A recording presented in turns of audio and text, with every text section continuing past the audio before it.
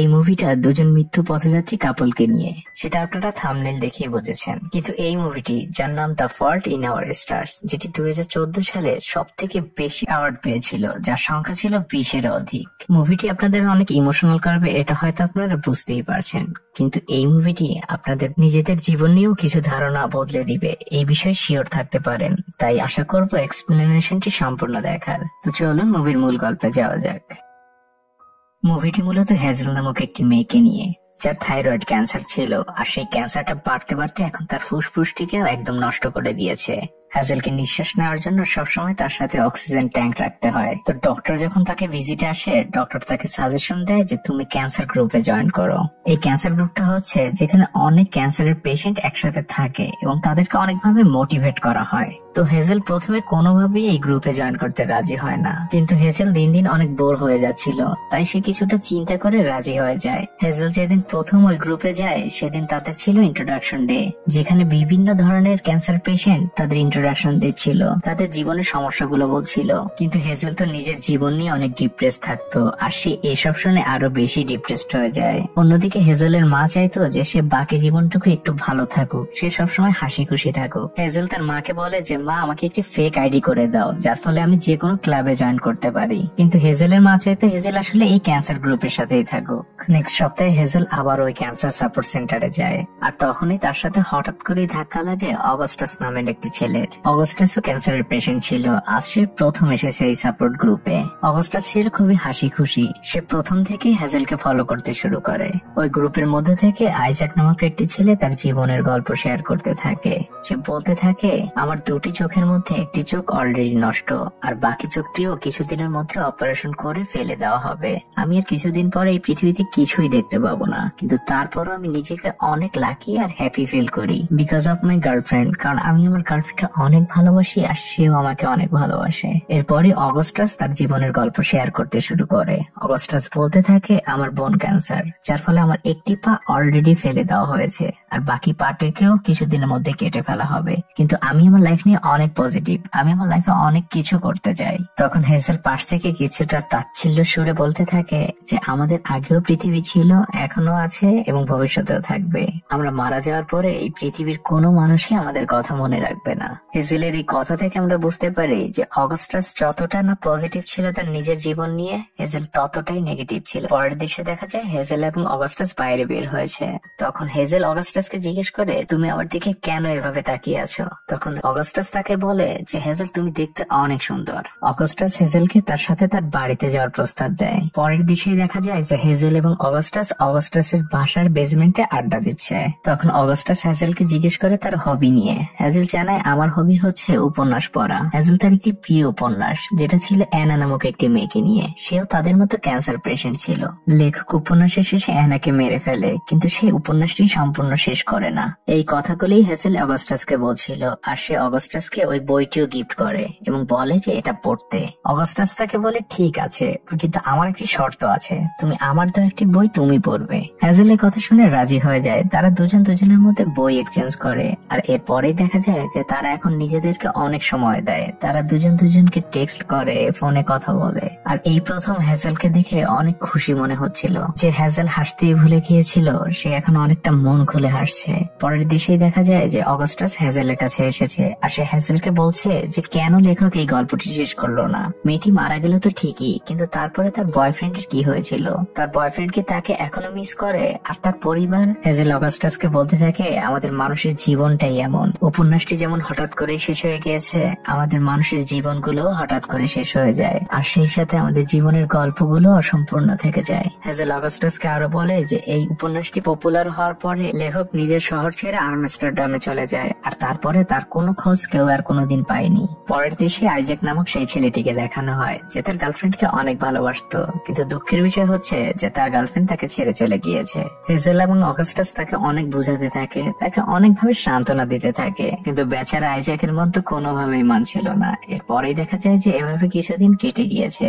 Hazel এবং Augustus এখন অনেক কাছাকাছি চলে এসেছে, কিন্তু মজার বিষয় হচ্ছে অগাস্টাসের মাথার মধ্যে এখনো সেই উপন্যাসটাই ঘুরছে।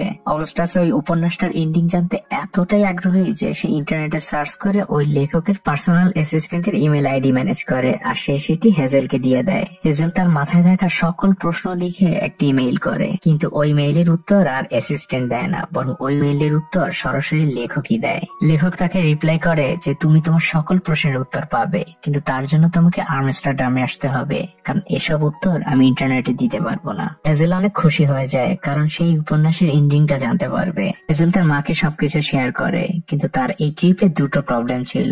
একটা তো হচ্ছে হেজেলের হেলথ কন্ডিশন, আর অন্যটা হচ্ছে হেজেলদের অর্থনৈতিক অবস্থা অতটা ভালো ছিল না, তাই আমস্টারডামে যাওয়ার মতো টাকাটা তার পরিবার যে তাকে দিবে সেই টাকাটা তাদের ছিল না। হেজেল এই কথাগুলো অগাস্টাসের সাথে শেয়ার করে। অগাস্টাস তাকে বলে যে আমাদের ক্যান্সার সাপোর্ট গ্রুপ থেকে প্রত্যেক রোগীরই একটি উইশ পূরণ করা হয়, তো তুমি সেই উইশটা এই আমস্টারডামে যাও না। হেজেল তাকে রিপ্লাই করে যে আমি অলরেডি আমার উইশটিকে পূরণ করে নিয়েছি, আমি ডিজনিল্যান্ডে গিয়েছিলাম, তাই আমার কাছে আর কোনো উইশ বাকি নেই। আর এভাবেই আরো কিছুদিন কেটে যায়। এরপরই একদিন হঠাৎ অগাস্টাস হেজেলকে আমস্টারডামের 2টি প্লেনের টিকিট দিয়ে সারপ্রাইজ দেয়, কিন্তু হেজেলের ডক্টর তাকে যাওয়ার কোনো পারমিশন দেয় না, কারণ সে বলতে থাকে যে হেজেলের শরীরের অবস্থা অতটাও ভালো না যে সে এই লং জার্নিটা করতে পারবে। হেজেলের যাওয়াটা ক্যান্সেল হয়ে যায়। হেজেল আর অগাস্টাস বসে গল্প করছিল।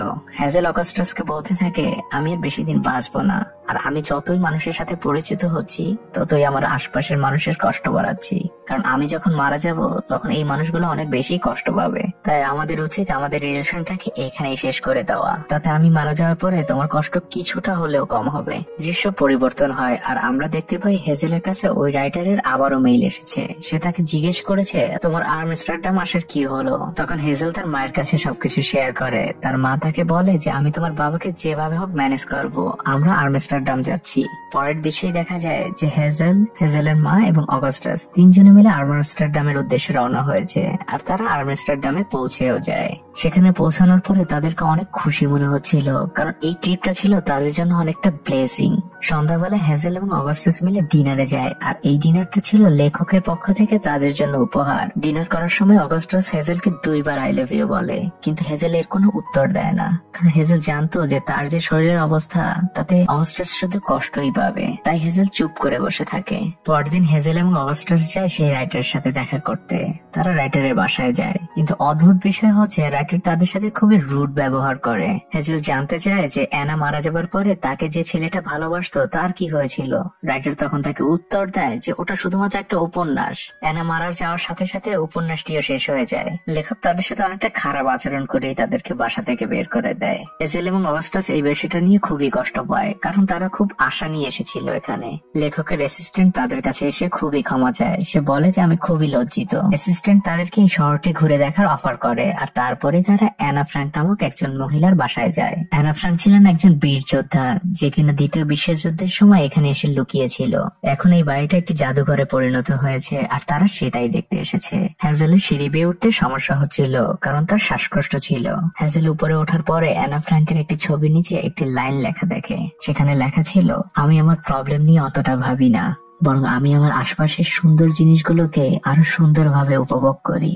অ্যানা ফ্রাঙ্কের এই লাইনটি পড়ার পরে হ্যাজেল নিজের মধ্যে অনেক আত্মবিশ্বাস ফিরে পায়, আর এই প্রথম হ্যাজেল অগাস্টাসকে আই লাভ ইউ বলে। তো আপনারাও আপনাদের নিজেদের জীবনের নেগেটিভ জিনিসগুলোকে বাদ দিয়ে আশপাশের পজিটিভ জিনিসগুলোকে আরো সুন্দরভাবে দেখুন, দেখবেন জীবনটা অনেক সুন্দর হয়ে যাবে। পরদিন দেখা যায় অগাস্টাস এবং হ্যাজেল বসেছিল।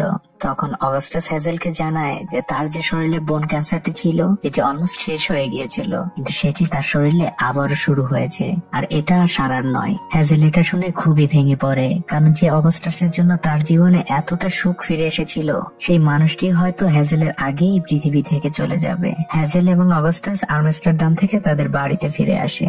বাড়িতে ফেরার পরে তারা দুজনে জানতে পারে আইজ্যাক নামক সেই বন্ধুটির বাকি চোখের অপারেশন হয়ে গিয়েছে, আর সে এখন পুরোপুরি অন্ধ হয়ে গিয়েছে।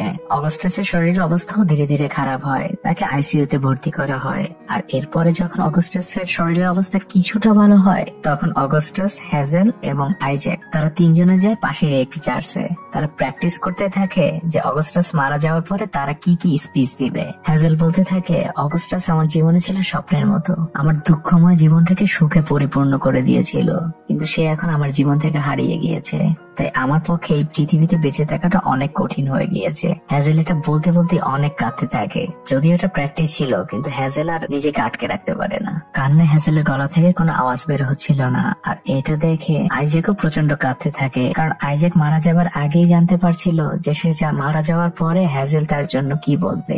বিষয়টা কতটা অদ্ভুত তাই না, যে ধরুন আপনি মারা যাবেন, কিন্তু আপনি মারা যাওয়ার আগেই প্র্যাকটিস করছেন যে আপনি মারা যাওয়ার পরে আপনার আত্মীয় স্বজনরা কি বলবে বা কি করবে। যাই হোক, এর ঠিক 8 দিন পরে দেখা যায় যে অগাস্টাস মারা গিয়েছে। আর এই কথাটা যখন হ্যাজেল জানতে পারে, সে তখন প্রচন্ড কান্নায় ভেঙে পড়ে। আর এই দৃশ্যটা ছিল খুবই ইমোশনাল। অগাস্টাসের বিদায় অনুষ্ঠানে সেই লেখকও আসে। অগাস্টাসের মাটি হয়ে যাওয়ার পরে সেই লেখক হ্যাজেলকে বলতে থাকে, তুমি কি জানতে চাও যে সেই উপন্যাসের শেষে কি হয়েছিল? হ্যাজেল আর এখন তাকে কোনো আগ্রহ দেখায় না। সে বলে যে আমার জানার কোনো ইচ্ছেই নেই। লেখক হ্যাজেলকে বলে যে আমি অগাস্টাসের কথাই এখানে এসেছি, কারণ অগাস্টাস মারা যাওয়ার আগে আমাকে অনেক মেইল করেছিল। সে তার জীবনের শেষ ইচ্ছে হিসেবে আমার কাছে চেয়েছিল আমি যেন এই উপন্যাসের এন্ডিংটা তোমাকে বলি। লেখক তাকে বলতে শুরু করে, উপন্যাসের অ্যানা মেয়েটা হচ্ছে আমার নিজেরই মেয়ে, তাই এই উপন্যাসের এন্ডিংটা আমি করতে পারিনি। অ্যানাকে যে ছেলেটা অনেক ভালোবাসতো, সেই ছেলেটা এখন মানসিক প্রতিবন্ধী হয়ে পড়ে আছে, আর এই বিষয়টা আমি দর্শকদের জানাতে চাইনি। লেখক হ্যাজেলকে অগাস্টাসের লেখা শেষ চিঠিটি দেয় আর বলে যে অগাস্টাস এটা আমাকে দিয়ে গিয়েছিল তার মৃত্যুর আগে। সে বলেছিল আমি যেদিন মারা যাব সেদিন প্লিজ এই চিঠিটা আপনি হ্যাজেলের হাতে দিবেন। লেখক হ্যাজেলের হাতে সেই চিঠিটি দেয়। হ্যাজেল সেই চিঠিটি পড়তে থাকে। চিঠিতে লেখা ছিল, হ্যাজেল আমি অনেক আগে থেকেই জানতাম যে আমি তোমার আগেই মারা যাব। আমি তোমাকে মিথ্যে বলেছিলাম, কারণ আমি তোমাকে প্রচন্ড ভালোবাসতাম। আমি চাইতাম তুমি সবসময় ভালো থাকো, হাসি খুশি থাকো। আমাদের জীবনের তো আর বেশি কয়েকটা দিন বাকি ছিল না, তাই পৃথিবী থেকে বিদায় নেওয়ার আগের দিনগুলোকে তোমার জীবনে গিফটে পরিণত করতে চেয়েছিলাম। তুমি যখন এই চিঠিটি পড়ছো তখন আমি আকাশের তারা হয়ে গিয়েছি। হ্যাজেল আকাশের দিকে তাকায় আর তখন এই মুভির নামটি বলে, the fault in our stars.